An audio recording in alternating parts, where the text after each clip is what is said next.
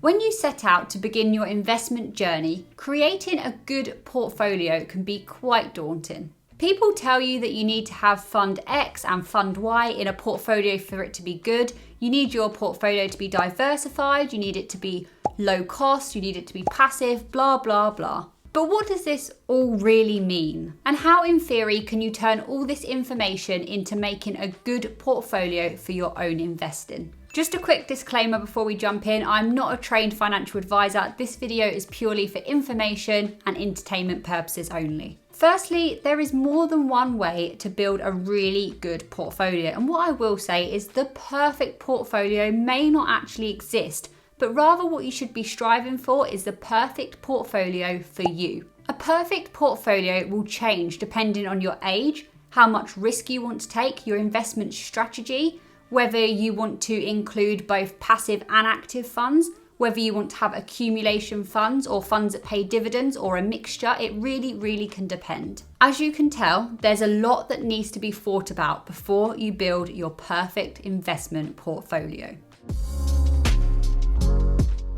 Although different people will have different opinions on what funds should be included in a very good portfolio, there are some general factors that can be agreed upon across the board when it comes to a good long-term investment portfolio. One factor is having a global portfolio. The markets around the world tend to perform better at different times, if that makes sense. For example, the US market may be soaring and doing so well one year, now, and then in a few years' time, maybe the Japanese market will come through. By having a portfolio that invests in many markets around the world, you can really help reduce your risk. The next factor is low costs. Vanguard in general do tend to be a cheaper investment portfolio compared to others out there on the market, and that is one reason why a lot of people are big fans of Vanguard. Putting that aside, you still want to keep your investment portfolio as cheap to run as you possibly can, because of course that will mean that you get to keep more of the money. The third factor is diversification,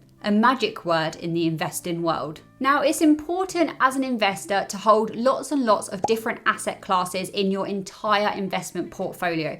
But for the sake of this video, we are only considering those available on Vanguard. In terms of being diversified, we are more speaking about your exposure to stocks and bonds, which we'll speak about in a minute, your global exposure, emerging and developed markets, and small, mid, and large cap companies. The penultimate factor is duplication. In my opinion, and as a beginner in general, it's really easy to find yourself in a position where you have duplications in your portfolio in terms of the markets you invest in and the different companies you invest in. And I'm still really trying to get to a good point in my own investment portfolio when it comes to this. If you just go and pick a few different funds that you've heard good things being said about, then it's very likely that you'll end up with duplication. And this is just pointless. For example, you could end up with too many holdings in the US and not much exposure to the rest of the world. Or you could end up with a lot of your portfolio going towards Alphabet,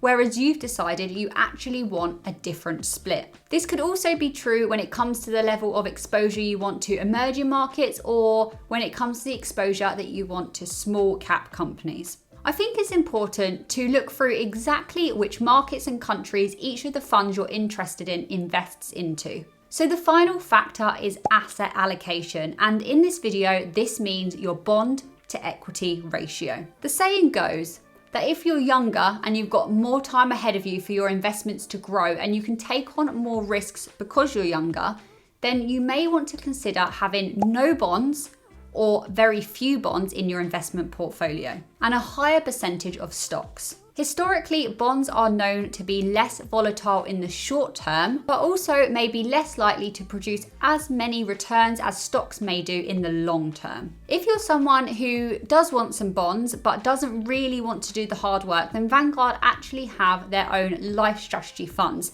And basically, these are different funds that have different ratios of bond to equities in them. So if you want 20% bonds and 80% equity, they have a fund that will already do that for you. It just saves the hard work. but it can be a little bit cheaper sometimes if you do actually make up your portfolio yourself. I don't really have anything awful to say about Vanguard's life strategy funds, but I did actually sell my holdings that I had in the 100% life strategy fund. I do actually have a video on that, and I'll link it somewhere on the screen now if you're interested in checking that out.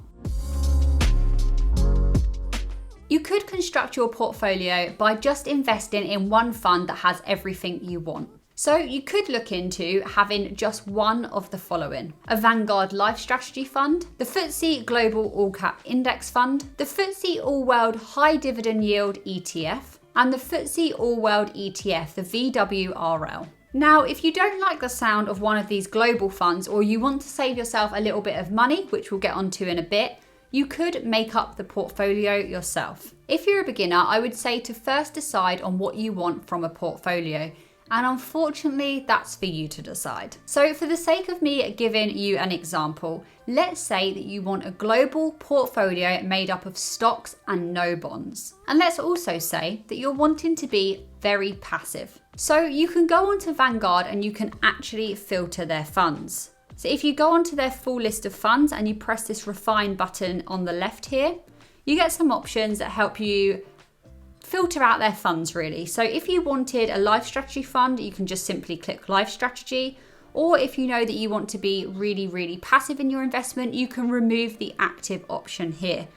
For the sake of this video, let's include mutual funds and ETFs, and we will remove active because, like we've just said, we want passive investing.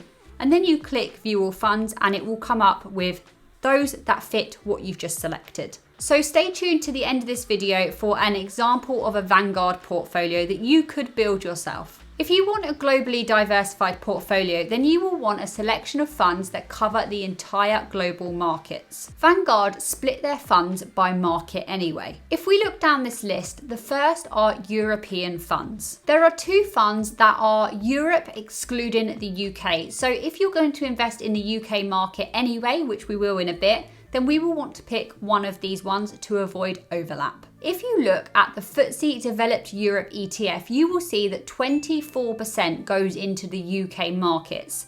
So if you were to invest in this one and also a UK market fund like the FTSE 100, then you would get a lot of duplication, so it's really not worth it. You can probably rule out the German All Cap ETF unless you really want a strong allocation to the German market. But if you want to cover the whole of Europe, excluding the UK, one of these top two will probably be best. These two funds are very similar, but they differ ever so slightly in their fees, how many stocks they include, and one is an index fund, whereas one is an ETF.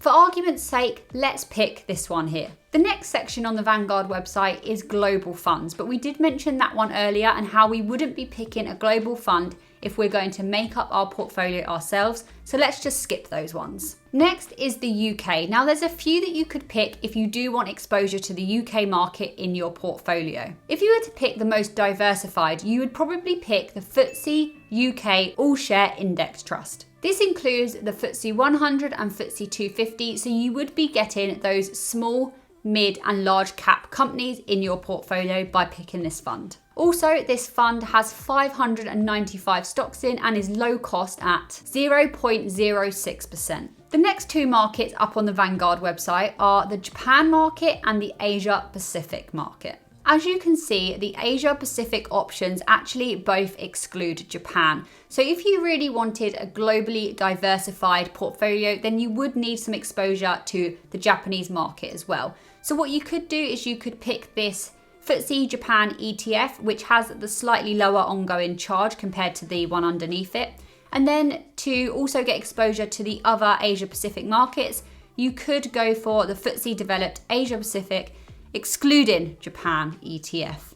Again, we could pick this one because it has a slightly lower ongoing charge. We then have the US. The US Equity Index Fund gives you exposure to the S&P 500, but also it gives you exposure to lots more mid and small cap companies. So you are getting those really well-known big American companies, but you're also balancing that out with some of the perhaps riskier, but they could return more benefits to you, smaller cap companies. Lastly, we have the emerging markets. So that is looking at those markets of India, Brazil, China, and so on. The FTSE Emerging Market ETF has a slightly lower cost and is slightly more diversified, so this could be a good option for you. Okay, so let's just sum up the portfolio that we have just made. In our portfolio, we have the FTSE Emerging Markets ETF, the US Equity Index Fund, the FTSE Japan ETF, FTSE Developed Asia Pacific excluding Japan ETF, the FTSE UK All Share Index Trust, and the FTSE Developed Europe excluding the UK Index Fund. So that's an example of a portfolio that you could make up that includes 6 funds. Now this portfolio ticks the boxes of being globally diversified, low cost, and passive. So let's now take a look at how much this portfolio would cost you as an investor in terms of ongoing fees compared to investing in just one of those global trackers that we discussed earlier. Before we can dig into working this out, however, we need to discuss the allocation of each fund in our portfolio. As a beginner, I would say the easiest and safest way to do this is just to match the global market capitalization. The chart on screen is a little bit outdated, but it is the only one I could find, but it will still give us an idea. So roughly 50 to 55% of the global market is coming from the US. So you ideally would want to replicate that in your own portfolio. So you would want 50 to 55% of your portfolio to be made up of your chosen US fund. You would work through the list and try and match your portfolio to the market global capitalization. So we'll just fast forward a bit and go to a version of this that's completed.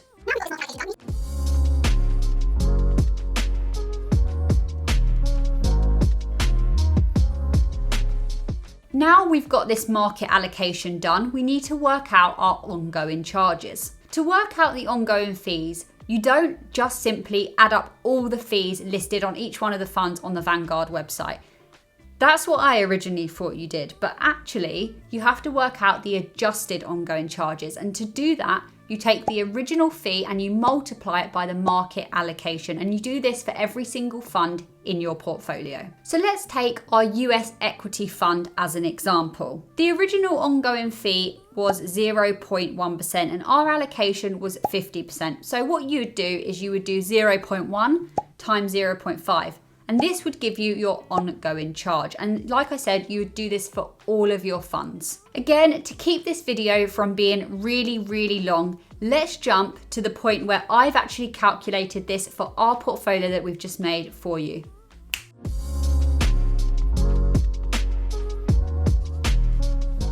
If you added these calculated ongoing fees together, then you would get 0.1215%. So basically 0.12%, and that is what you would be paying for your portfolio in terms of ongoing fees. If we compare this to the FTSE All World ETF, then that has an ongoing charge of 0.22%. So you can see that if you actually make up a portfolio yourself, you're going to be paying less fees.